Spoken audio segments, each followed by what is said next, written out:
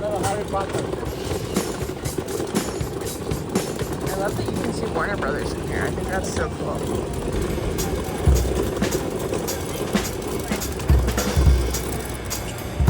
Guys, look, another escalator down his favorite ride.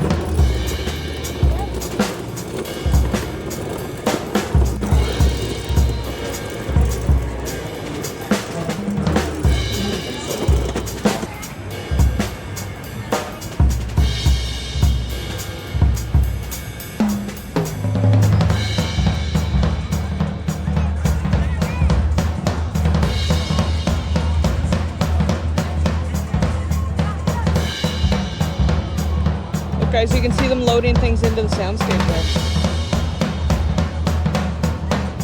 And guys, look over there, there's a cityscape that they probably use for filming.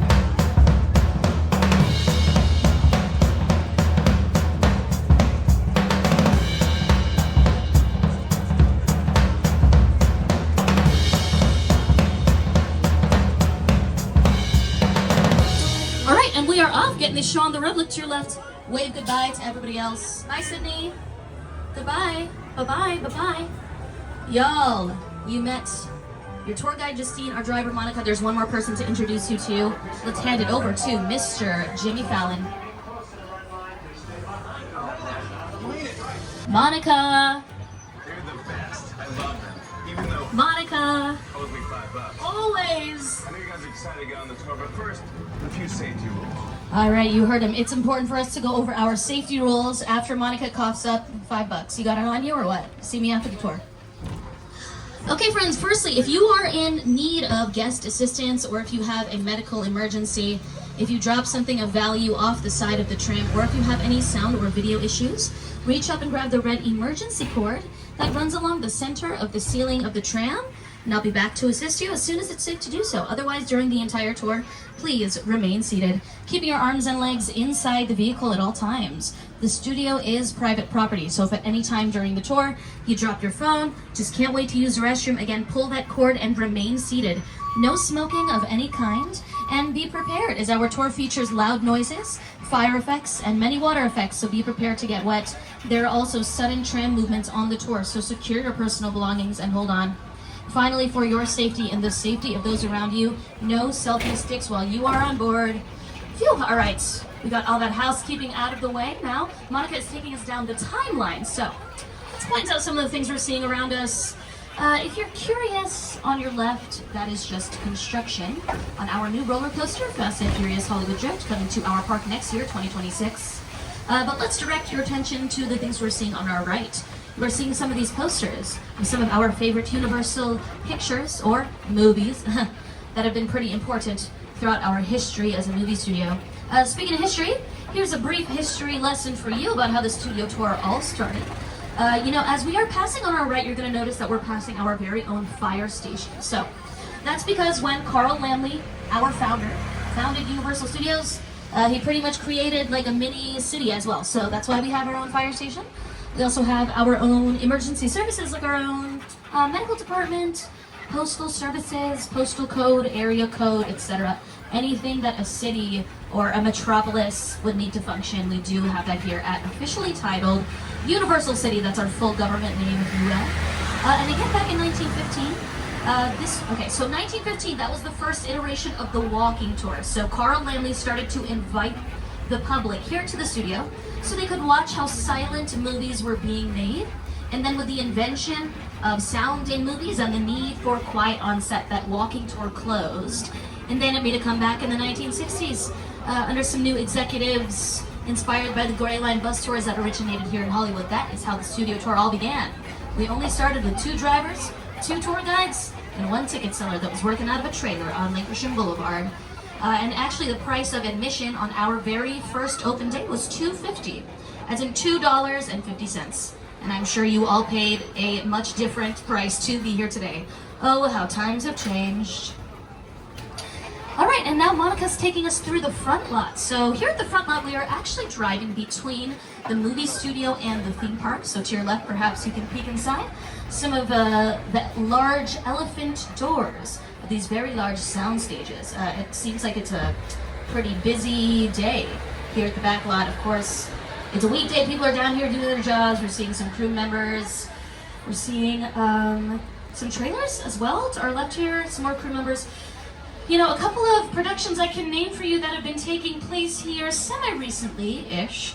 We have Bel Air. That is a dramatic reboot of the original sitcom starring Will Smith, of course.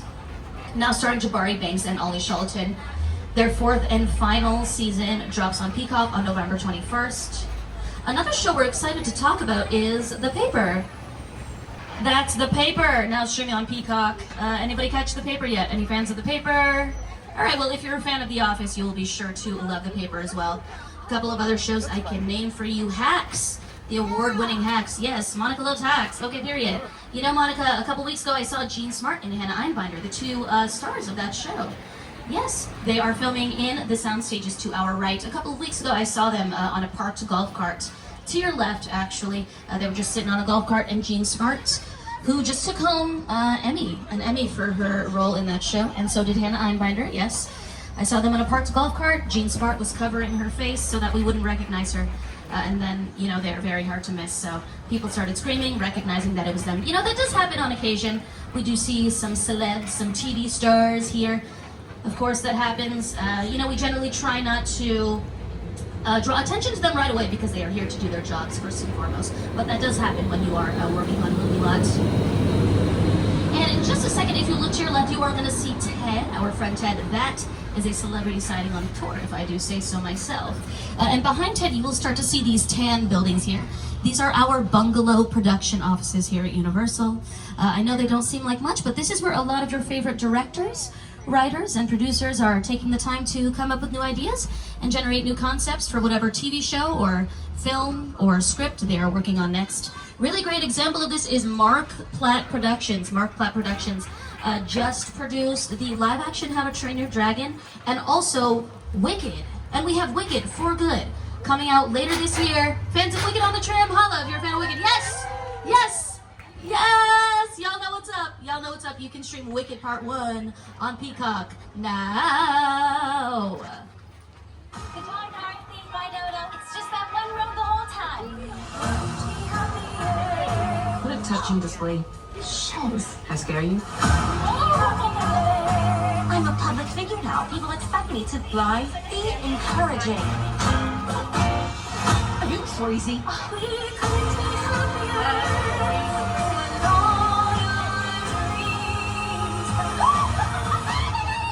Please, where'd you get that? Rated PG. Wicked for Good comes to theaters November 21st. We are very excited, very proud of those being Universal Pictures. Of course, starring Ariana Grande as Glinda the Good Witch and Cynthia Erivo as the iconic Elphaba. Did anybody catch Wicked One Wonderful Night on Peacock as well? You can stream that on Peacock. And we're passing now on our left stages 25 and 26. These are two of our newer sound stages here on the lot. They are currently home to St. Denis Medical. We're gonna go for a nice stroll through the jungle.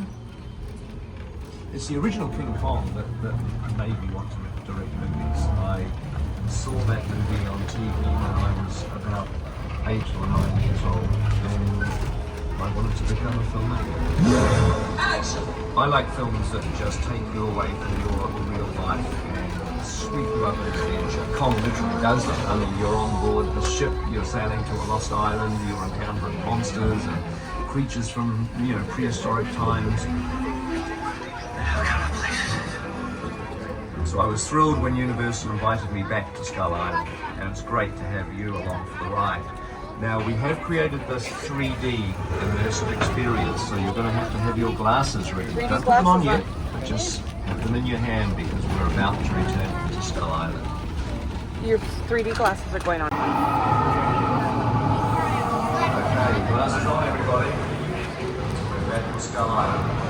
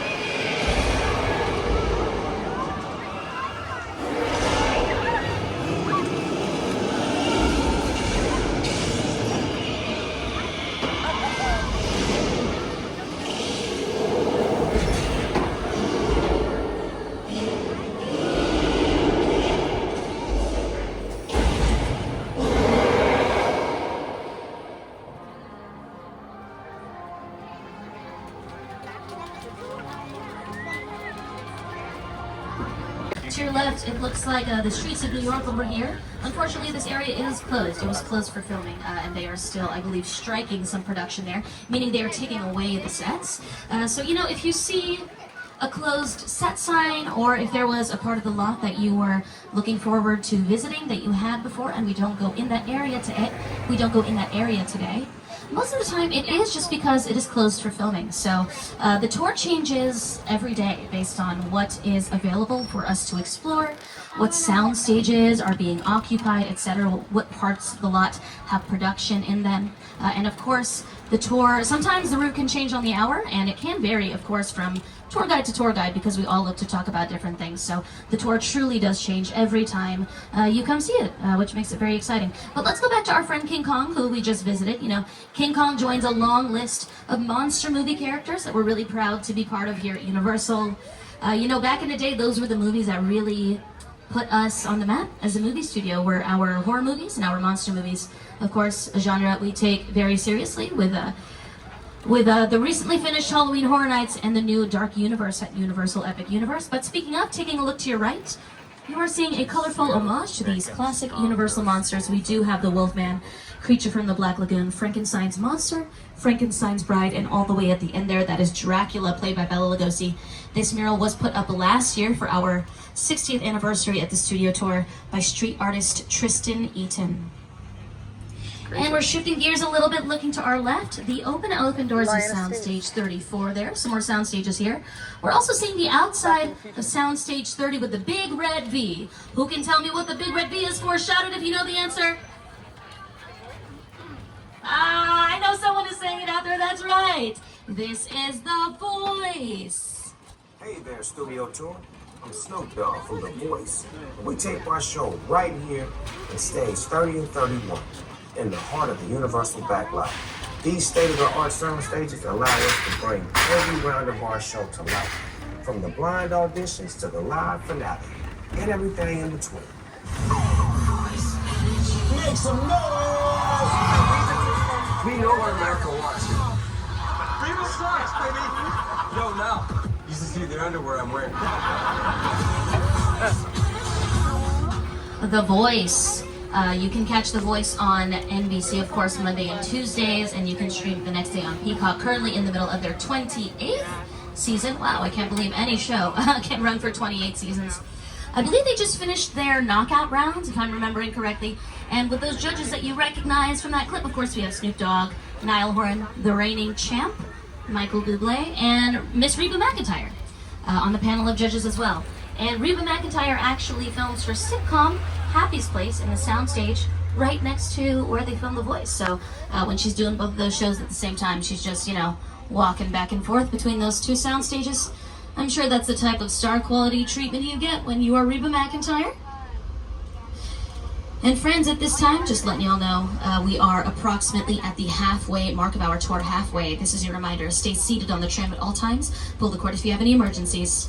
This is great timing on our part, great timing. Monica is pulling us into Soundstage 50. Welcome to Soundstage 50, everybody. We're seeing, you know, the director's chair on our left there, some hair and makeup. It's just like that.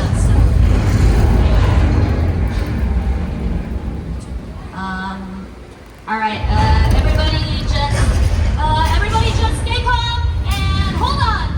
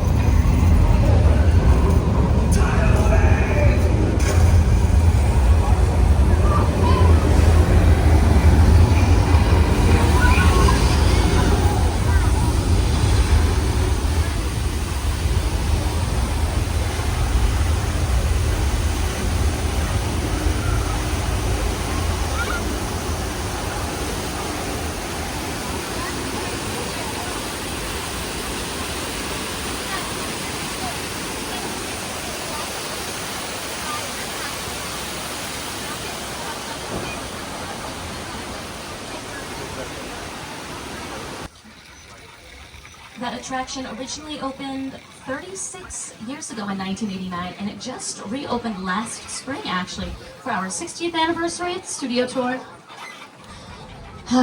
And you know what, y'all? After that whole earthquake situation, and after just like a long week last week, obviously none of you are at work, but I'm currently on the clock, and look at that. It's time for my break. So I think a really fun thing for all of us to do together as a bonding experience would be to go for a nice little swim here in Amity. Doesn't that sound fun? Just a nice little afternoon dip. Okay, welcome to Amity, everybody. Yeah, we'll play some Beach Boys. Monica says, welcome to Amity. I know they had this whole thing with the shark a while ago, right? We don't say the S word here. We don't say the S word here. The Amity Water Police is out here doing their job, though, so I think we're gonna be okay. Though I am seeing a gray fin in the water. Okay, Officer George is out there doing his job, so I think he has it under control. Hey, George, thank you for your service, making sure the waters are clear and safe, George. George? Yeah, he's dead. Yeah, no, he's dead for sure. All right, there are kids on this tram, you know what I mean? Let's keep it light. Let's keep it moving and grooving. Monica's gonna park us next to these super flammable gas tanks. I'm sure that's not an issue, right, Monica? It's very safe. Sharks don't like fire, yeah, right. Monica! I knew those gas tanks were a bad idea.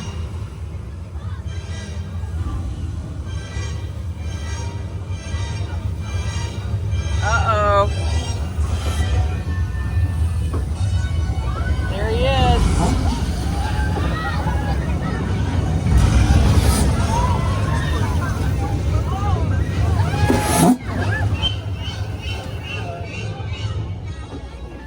What a show off. That is one angry fish. That's Bruce the shark, y'all. Shout out Bruce the shark. He ate, he really ate that.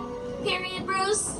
If you take a look back, you'll see him doing the one thing all sharks cannot do: swim backwards. Bruce the shark was actually very affectionately named after Steven Spielberg's lawyer. Unfortunately, yes, that is a real fact. A couple more fun facts about Jaws, since we are celebrating its 50th anniversary this year. Jaws was actually originally supposed to release in the winter of 1974, the winter. And then with a lot of complications with the mechanical shark, it was actually pushed back to the summer of 1975, 50 years ago. And Universal really inadvertently created the summer blockbuster when they pushed back the release date of that movie. But it was pushed back because of so many complications with the mechanical shark. That's a much maligned shark. The shark was frustrated. It didn't really work over time. It didn't work probably at all. Wherever you were on time, they were always saying, the shark is not working. The shark is not working. We just waited around. We just waited and waited and waited. The shark was working. Or maybe you can well made it enough. For a while alive. there, it had to be so I really owe the shark a lot.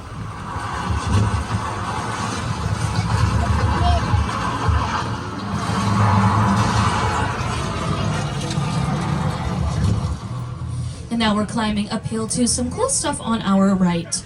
You are seeing this green and white house here. This is our chicken ranch at Universal Studios. This is a really great example of a practical set. So practical meaning we can film on the inside and the outside of the chicken ranch, built originally for Dolly Parton's Best Little Whorehouse in Texas. That's contrary to a different type of set called a facade, where you can only film on the outside. And now we are rounding into one of Hollywood's most popular neighborhoods. Everybody, welcome to Colonial Street on our lot, of course still very widely recognized as Wisteria Lane from ABC's Desperate Housewives, but you can also more recently see it in the Peacock comedy Ted. There's a White House coming up on your right. That's the one you're seeing on your screen right now. It was just repainted. Let the festivities begin. How many we got? Well, let's see. We got 20 carvings. Fantastic. Do you think we're getting too old for this? Oh, come on, Johnny, we're doing a public service here. If a kid leaves the house in a less than stellar Halloween costume, he's got to get the bad news before he makes a fool of himself all over town. We're Samaritans. If you've seen that show or you know the Ted franchise, then you are aware that is not the most family-friendly choice to put on around your little ones. So if you are streaming Ted at home, beware. Actually, fun fact about the Ted show, my brother is in that series. He plays the DJ at the prom. I believe it's the very last episode of the first season. So again, be sure to stream Ted on Peacock. And you know, filming in a location like this does have a lot of different benefits. Of course, when you're in a controlled environment like this, you don't have to worry about traffic. Like if you were in a real neighborhood, cars driving past you. You don't have to worry about certain types of wildlife as well. You can sort of control the weather here if you want. If you want it to be snowing, you can make it snow. You can also change out the foliage and the bushes and the flowers here to, you know, make them native to whatever state or whatever part of the world you're in. Very iconic filmography there in Colonial Street. Of course, many movies and TV shows, but also many commercials and music videos as well. And we are now trekking along Steven Spielberg Drive, and we are now rounding into where you're going to see some picture cars on your left, including a really great example here of what a glamour tram would have looked like back in the early days of the studio tour.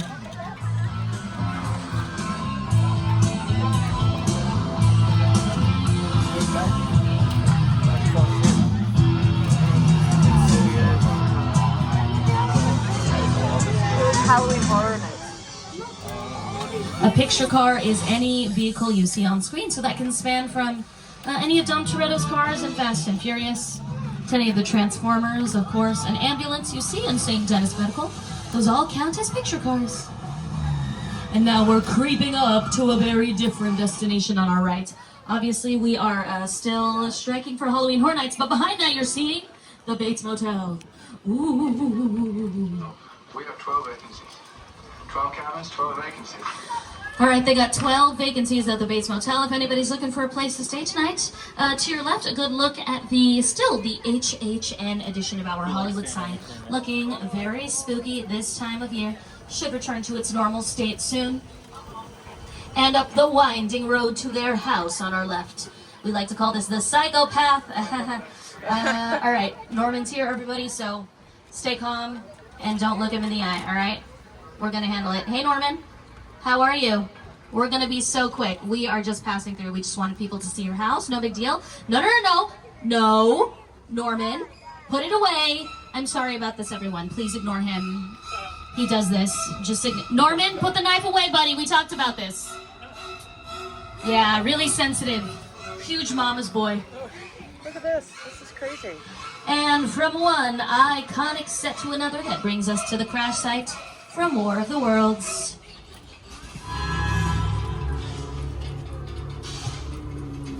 The airplane crash site set is a perfect example of a set that is all designed around vision students.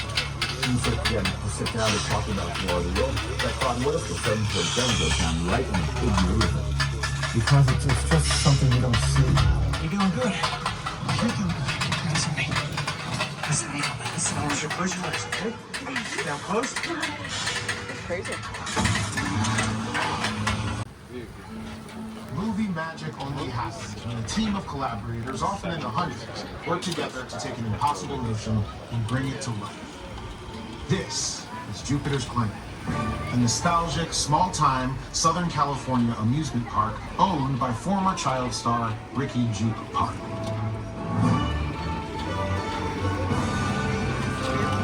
Over there, look into the winking well and have your picture taken just like the kids in that old 90s movie Kid Show. That's what this whole place is loosely based on. Remember that one? No? What? A little further down, you can see the brand new Star Lasso Experience. Built to showcase an unbelievable new live show. It's not looking so live anymore. Anyway, behind this Hollywood fantasy, old rush frontier town, lies a sinister secret. It is smack dab in the center of UFO hotspot. What's a bad miracle? Welcome to the world of no.